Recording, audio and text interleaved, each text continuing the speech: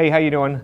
I'm Mike from 1A Auto. Just want to show you what to look for when you're checking your oil. This is a 2015 Chevy Silverado, and the oil has not been changed for some time, so it's a pretty good candidate to show you. On any vehicle, especially newer vehicles, this little yellow loop is usually where the oil check is.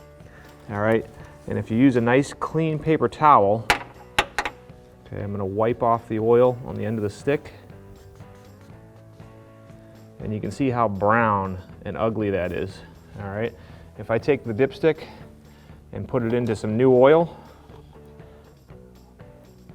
okay, and then wipe it off right next to that brown mess, you can see what a difference. I got a little bit of dirt off of the dipstick as well, but the clean oil is nice and kind of yellow, just off white, and that dirty oil is very brown. Now generally, after you get your oil changed, it's going to look a lot like that. Even after an oil change, after a few miles, you'll get some dirt in there, but it should really never be that bad. Thanks for watching. If you want the parts to do it yourself, check out 1AAuto.com, the place for DIY auto repair.